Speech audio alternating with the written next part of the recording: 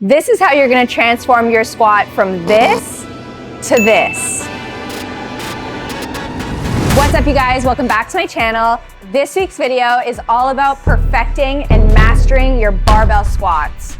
I know this is one of my least favorite leg day exercises to do, but we can't disrespect barbell squats like that. You know why? Because it's a staple compound movement that beginner, intermediate, and advanced lifters need to master. Like any lift, we gotta start with the basics. It's like math, you know? If you don't know the foundation, the further you get into the course, you're just gonna be lost, right? So same with lifting. If you don't get the foundation and the basics done right first, then the further into the movement, your form's just gonna always be like, you know, off. So first, we're gonna go over how to set up the bar and the overall correct positioning of the barbell squat.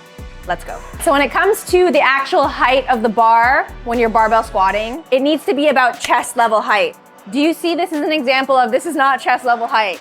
Why is this important for it to be around chest level? Because look at what it looks like when I'm trying to unrack it and how unsafe this can be if you have loaded on weight. To unload it, I literally have to go on my tippy toes, and then that's how I've unracked it. And then same when I'm trying to re-rack it, I'm on my tippy toes.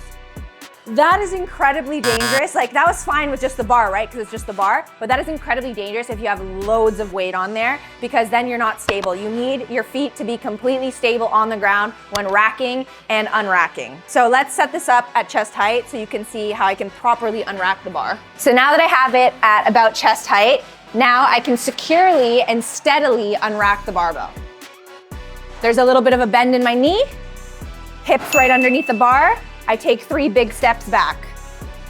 That is perfect height for the barbell. So when it comes to the positioning of the barbell on your back, where you want it to be sitting is high up on the meat of your traps or just below the meat of your traps. So if I want it sitting up high up, this is more of a high bar squat. So this is considered a high bar squat where it's high up on the meat of my traps. A low bar squat is right there. So that this is a high bar, this is a low bar, where it sits just below my traps. All right, so the difference between a high bar squat and a low bar squat. A high bar squat, your torso is gonna be more upright, and when you're more angled upright, this is more suitable for people with shorter femurs and just have overall greater hip flexibility, versus a low bar squat where it sits lower on your traps. This is greater for people that struggle with hip flexibility, and your torso is gonna be more angled forward, and that slight lean forward in a low bar squat helps with people that struggle with hip flexibility, and usually more ideal for people with longer femurs. At the end of the day, it's preference, so don't think a high bar or lower bar squat is good or bad. Either one is just preference, up to you.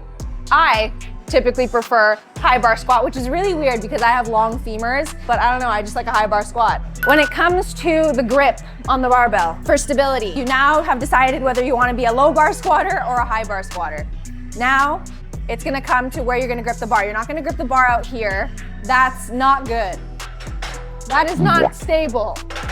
You don't wanna have a wide grip on the bar because that is leading to instability of the weight.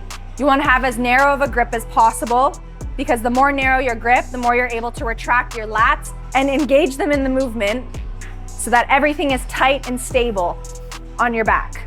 Now, we have our cues here. Let's list off what we've covered. We have the bar safely at chest height for unracking and re-racking.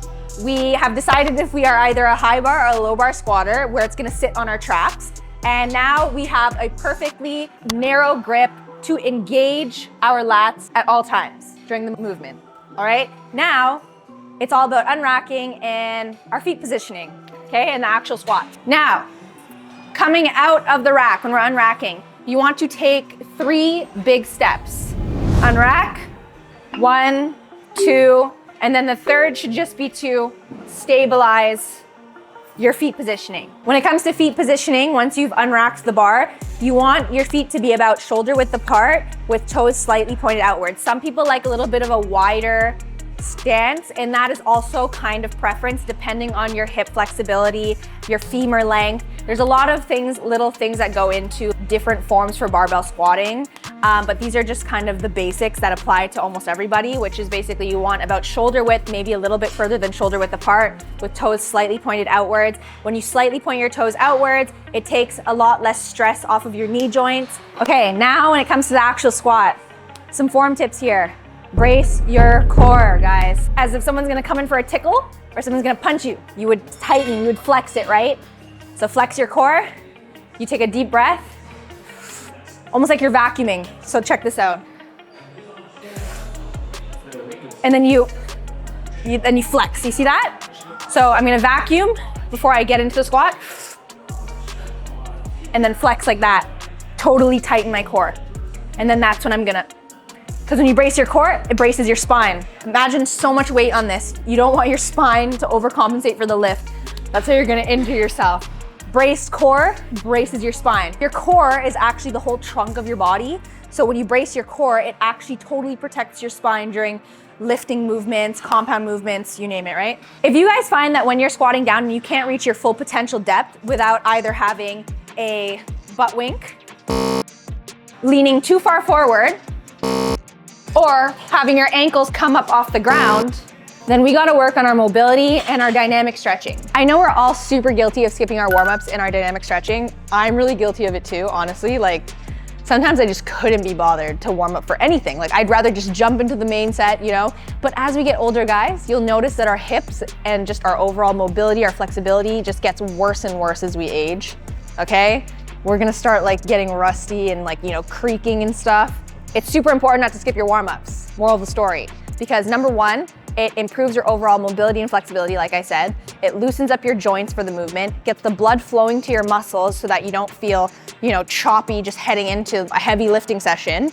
And number three, it just will overall prevent injury and just save yourself a lot of hassle in the future. You don't feel it now, you'll feel it later. So don't skip your warm-ups. Also, don't skip your warm-ups because this is literally a squatting video. This is what's gonna improve your squat depth without having a butt wink, without leaning forward, and without your ankles coming up off the ground. So I'm gonna show you my top 5 favorite mobility exercises for barbell squats. Let's go. The first mobility exercise that I love for helping to open up my hips and just really get my hip flexors warmed up for squats is hip 90-90 variations. Why I call it variations is because this is a regular hip 90, right? Hip 90-90 where you're just kind of like, you know, or you can call it windshield wipers, whatever you prefer, where you're literally just doing this. This variation just adds that extra oomph to the movement. So you're gonna come up like this, almost like a mid-air hip thrust. It just really opens up the hip flexors here.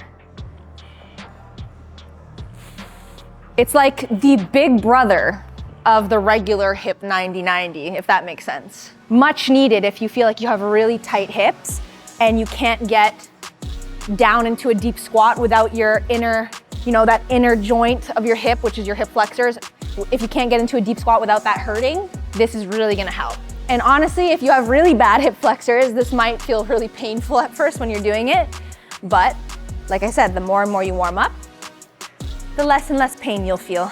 I'm already teasing my second favorite one, which is deep squat to extension. I'm already sitting in the deep squat, haha. You guys know I love this. You're going to grab your ankles here, or your toes, whatever you prefer. You're going to come up in a full hamstring stretch. You should totally feel your hamstring stretching here. And you're gonna come down. So up and down.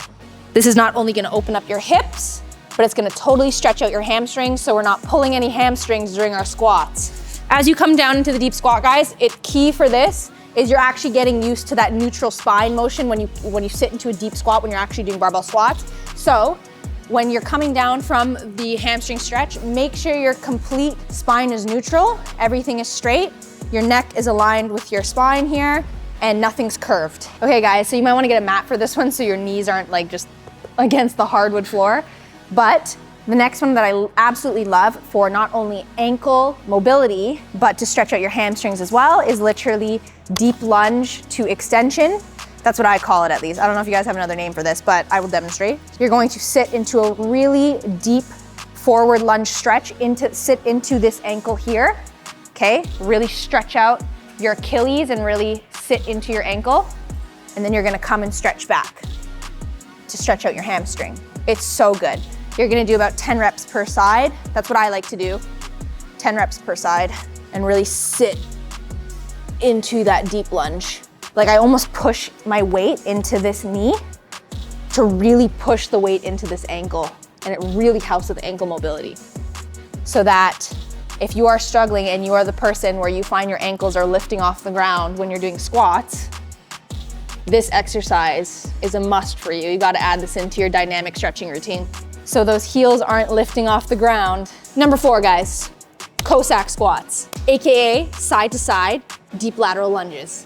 Not really much to say about these. You've seen them in multiple warm-ups that I've done across my YouTube channel. You're gonna feel a huge stretch in your adductors. And again, preparing you and warming you up for a perfect barbell squat. Every time I sit into this ankle too, guys, I'm really sitting deep into this lunge. On each lateral lunge that I do, I sit deep into my ankle. Number 5, one of my favorites, leg swings, guys. Now, we've properly warmed up, we've done our dynamic stretching, we've worked on our mobility, really proud of you.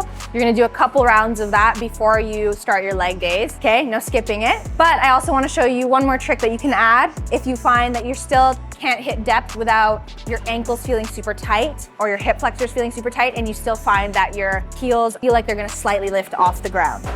Add 2 mini plates on the floor, or if your gym has those little heel elevation pads, put those under your heels for barbell squats, especially if you're still working on fixing your ankle mobility. And this will literally help keep your heels planted on a surface. It's much safer and it's going to help you with your overall hitting depth without your heels lifting off the floor and landing on your toes because you're still landed on a surface. Now you've perfected your squat form with, just the bar. You've practiced it over and over. You've got it down. Now you're adding on the big boy weights, right? You're progressively overloading. You have plates and plates on there. Well, now it's just like the fine nitty-gritty details, such as proper shoes.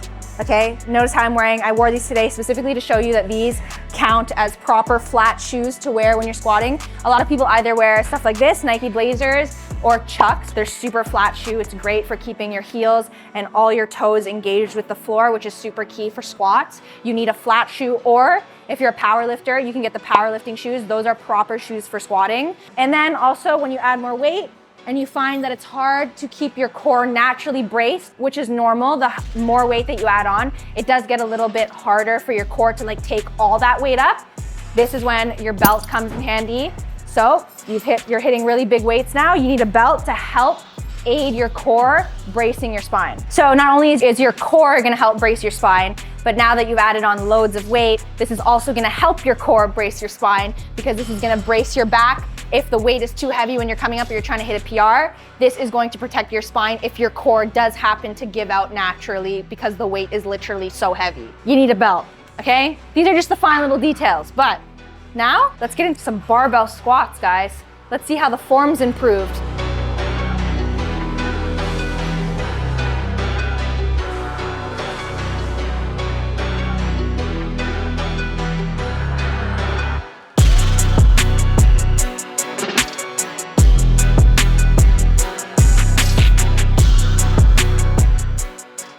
All right, guys, I hope this tutorial was super helpful so you're able to master your barbell squats. If you enjoyed this video, make sure to like and subscribe, and I can't wait to see you guys in the next one.